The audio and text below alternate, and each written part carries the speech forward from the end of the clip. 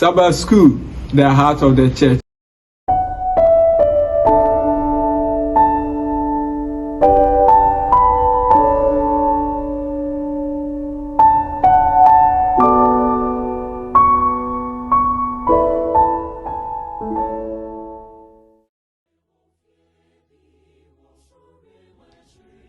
Adɔfonom yɛda onyame ase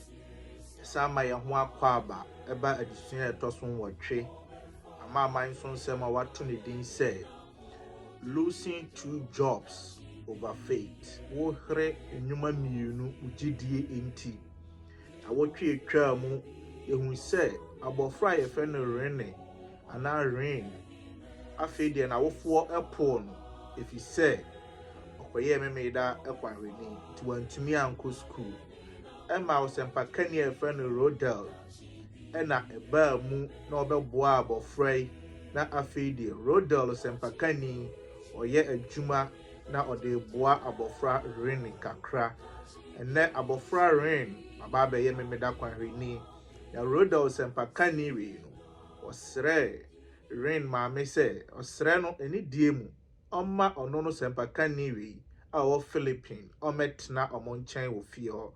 anya awofoɔ ne de sɛ SDA ni ɛbɛtena efie hɔ nso ɔmo gye tom mu mmerɛ ɔmo gye tom ɔbɛtena efie hɔ na sɛmpakani no ɛnyɛ nyamesɛm a no ɔka kɛkɛ na ɔkɔ afuom ɛkɔboa ɔmo a ɔmo yɛ ɛmo afuo onya sika ɔde aboa Rain no ɔka kyerɛ Rain sɛ ɔbɛyɛ saa hwɛ no sɛ ɔbɛkɔ school abɔfra Rain a awofoɔ apo no ɔsɛmpakani wei ɛhwɛ no ɛma ne wie ne high school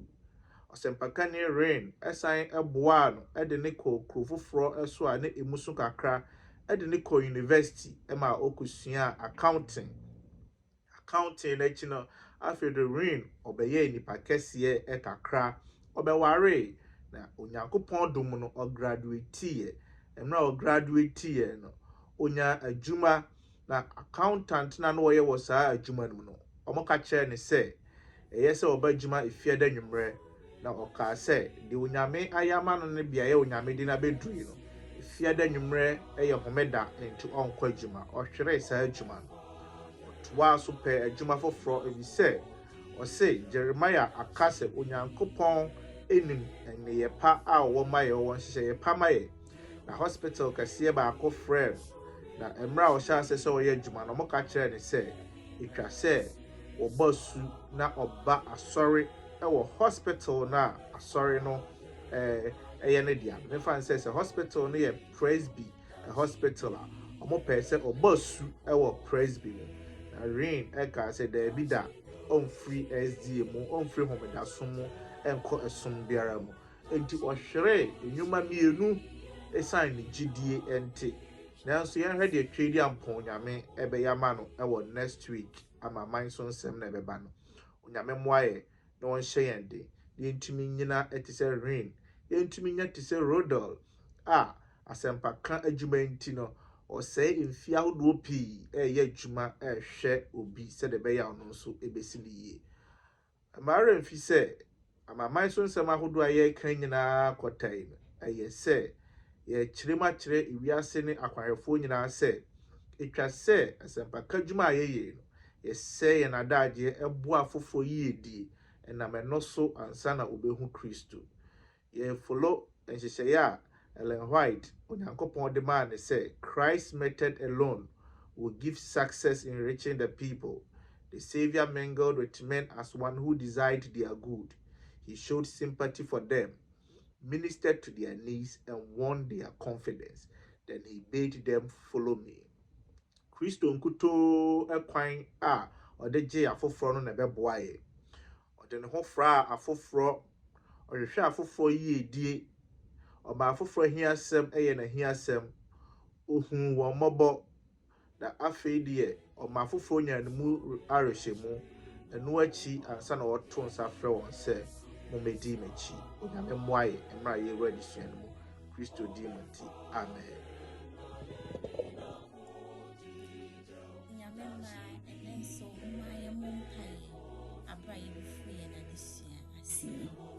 Nyankopɔn ne abankɛse ɛnɛ anɔpɛ ɔmakɔso ada wase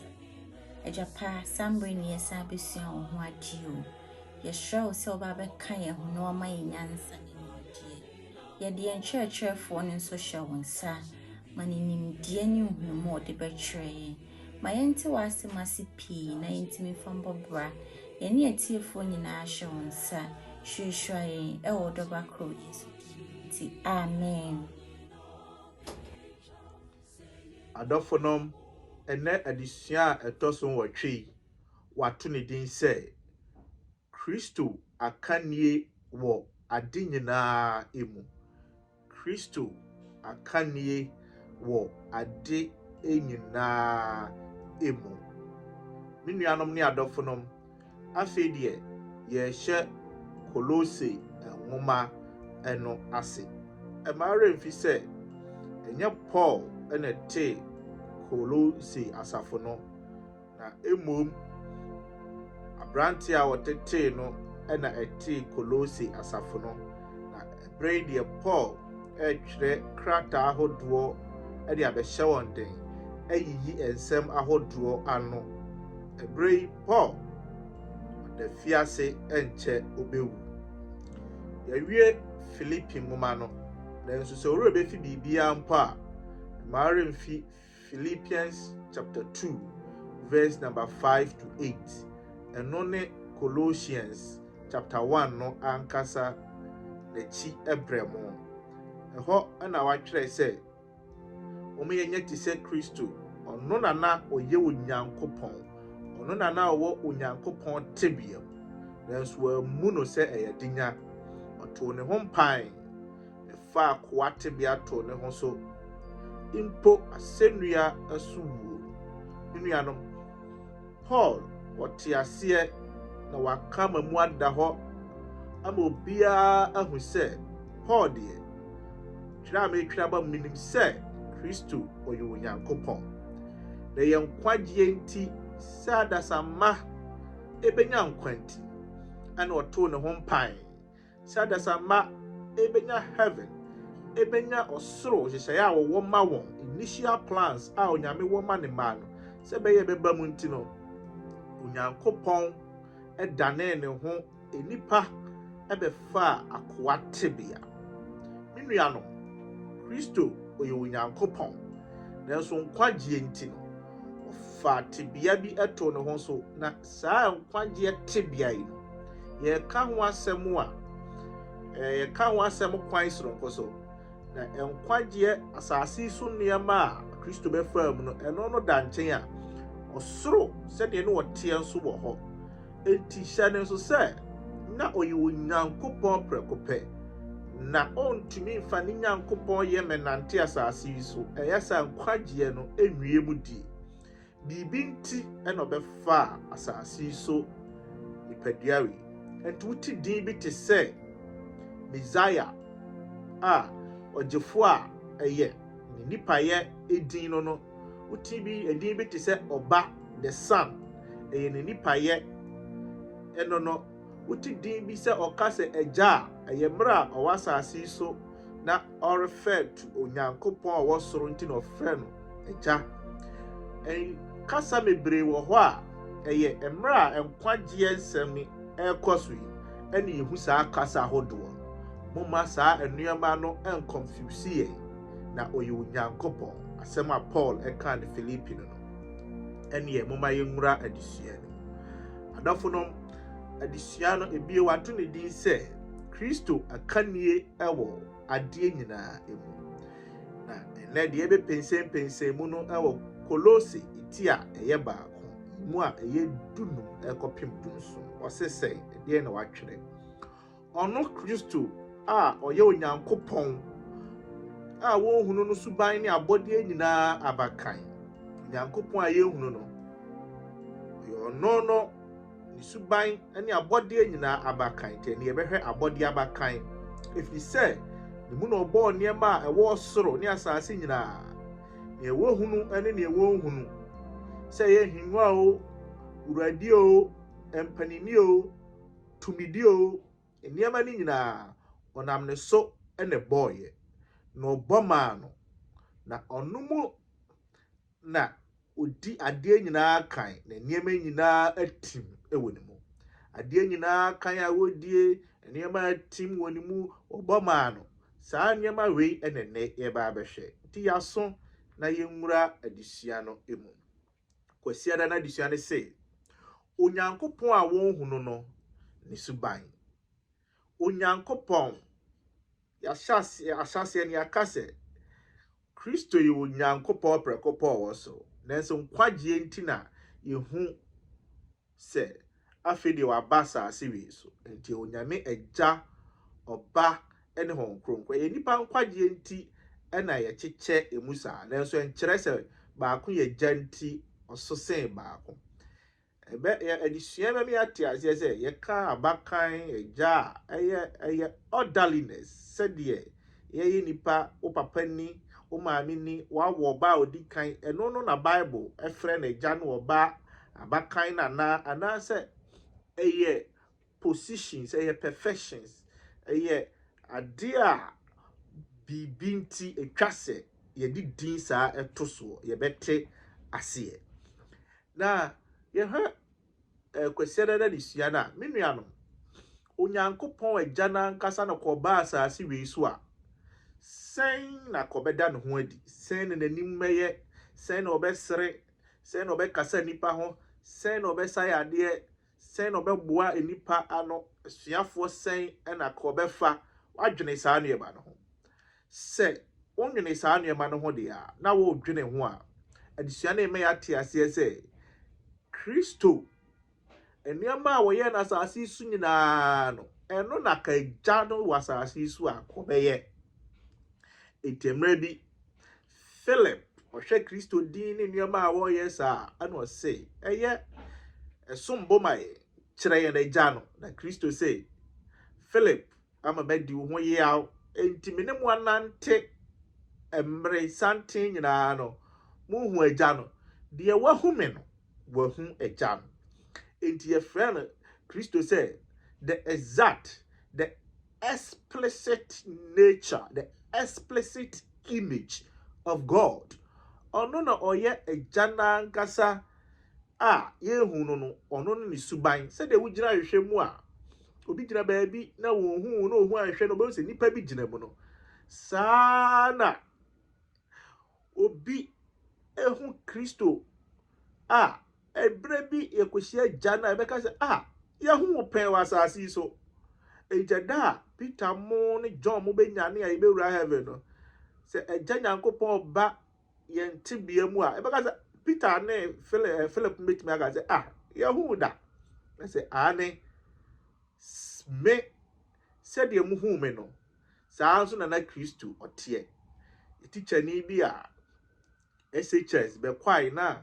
science ya chemu mienu nti ɛwɔ science 1 ɛna ɛwɔ science 2 na yɛwɔ ntaafoɔ bi Raphael ɛna Mate na ntaafoɔ no baako wɔ science 2 na baako wɔ science 1 na teacher ni a ɔkyerɛ elective maths yi kɔ science 2 kɔkyerɛ adeɛ ohun Raphael no ɔkyerɛ wi ada na next lesson na yɛsɛ ɔba science 1 ɔba science 1 na obɛhu Amate na ɔka kyerɛ Amate sɛ mempɛ rough ɛnyɛ na mekyerɛ adeɛ osisi ade na wudiri mika asa me ho asa betena ha ne ye nyina ye sere efi sɛ ye ntafo a na ɔmo sɛ pa de ohu Raphael bia besusu sɛ wahu Amate onyankopɔn asɛm a ye ka ne sɛ dodo a wohu Kristo bia no sɛ onyankopɔn ba asase so a obehu sɛ anye Kristo ne masa ehia na ɔno ɛna ma ye hu sɛ de agya no ɛteɛ pepepe saa na agya no teɛ sɛ de Kristo teɛ no saa na agya no ɛteɛ ne bibia nsesa wɔ ne ho eti na Kristo ɛka sɛ obi biara ɔpɛ sɛ ɔkɔ agya ne nkyɛn no etwa sɛ ɔfa me so ɔnam ne so no nyinaa ɔbɛdwene sɛ agya no kra na ɔwɔ ne nkyɛn ɔsɛ my father has been working until now and have been working mɛgya yɛ adwuma na saa nso na mɛyɛ adwuma yi Kristo sɛ me ne mɛgya no yɛyɛ baako enti agya ne din a ɔde ma Abraham mo ɔde ma Moses mo no saa edin menne no ɛno ana Kristo baaye no ɔfato ne ho so sɛ menne enkwabodo no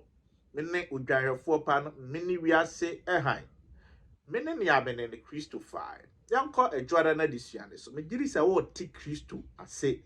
se oye gyanyankopon ne nkwagye enti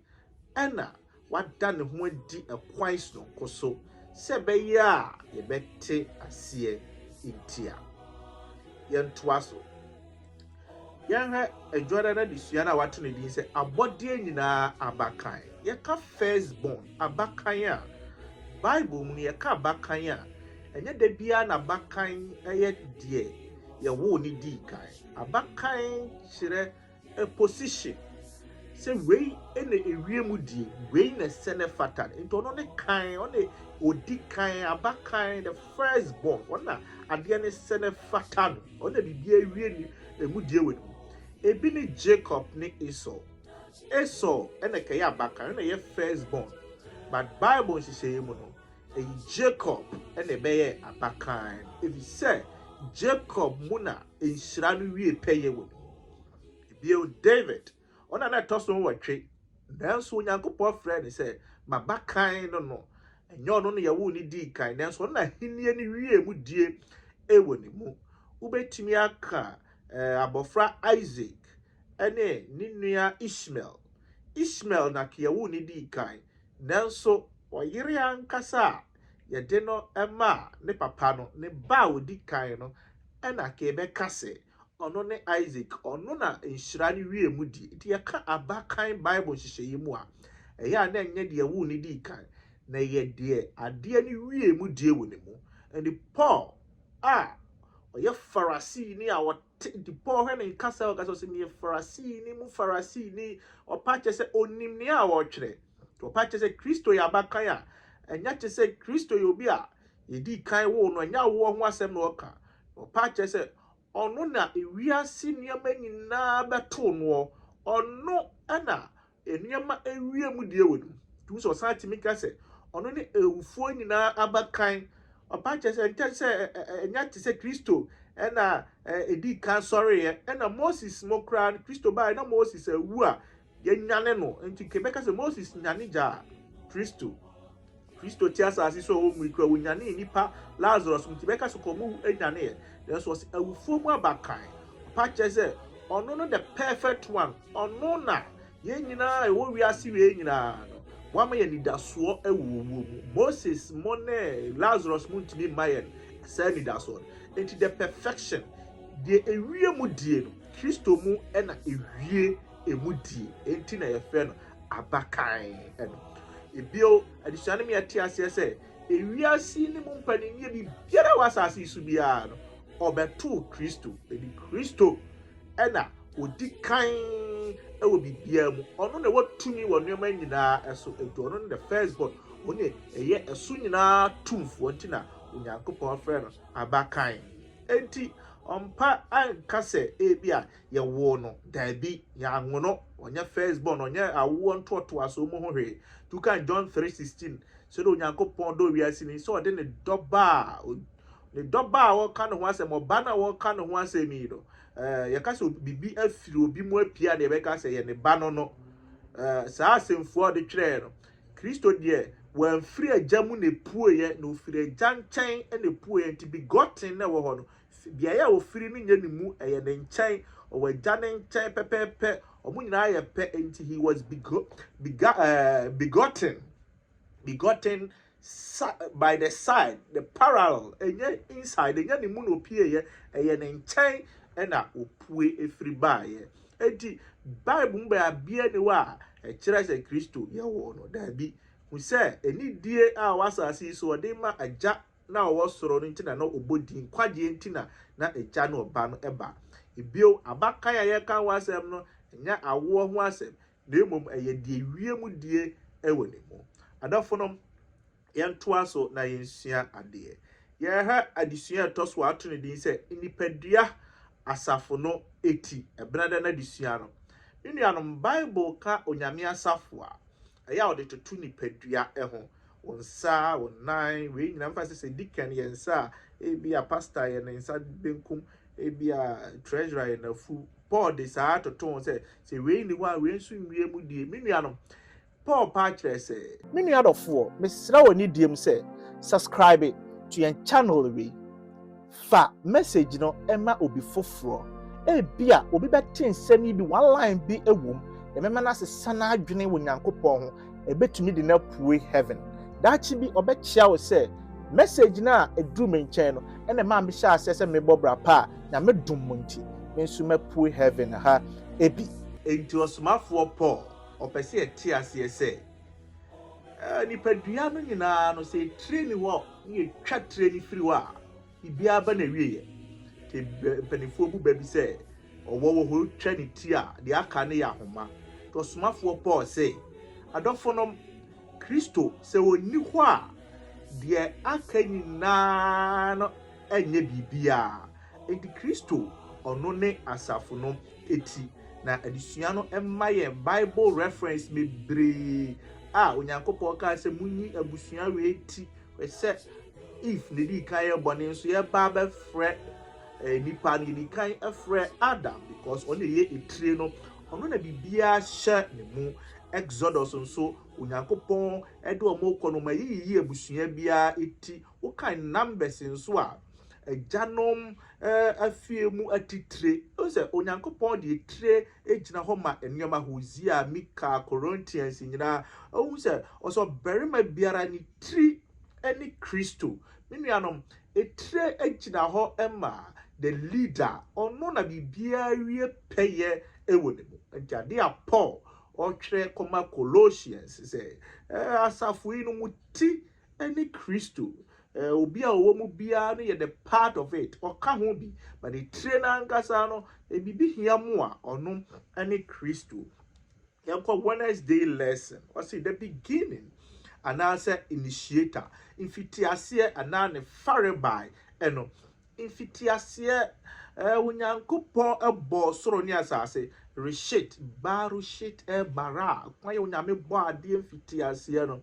infitiase a ye ka ho asemi adisua ne se na Kristo ewo ho na enya infitiase na no ho na hia keke o say he is the initiator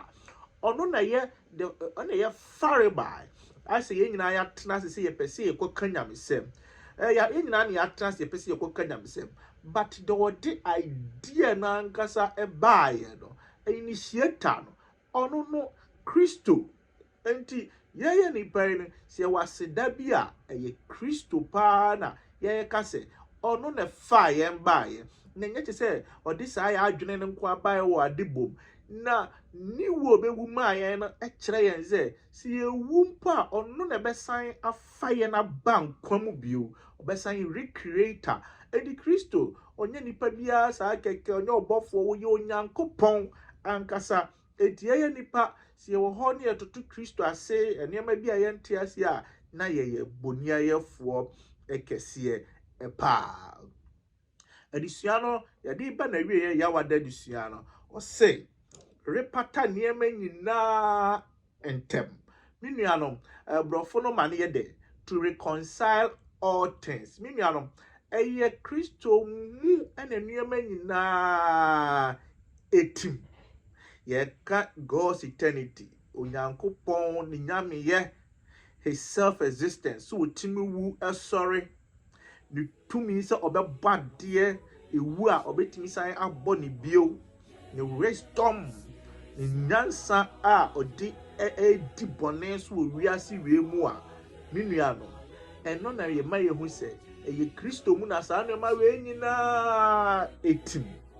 of course mema hon kronkron no enso aba agya no okwa ne nkyɛn so ma tumi ba akɔ no se Nyankopɔn aba ye nkyɛn menuano Kristo mu na sa no ma we nyina etim ti no se ye wuradie se mpaninie bi biara no ono no ya bakan wo bibiam ono na ye the boss over everything e ni mu na ma we nyina etim edisua ni ba na we ye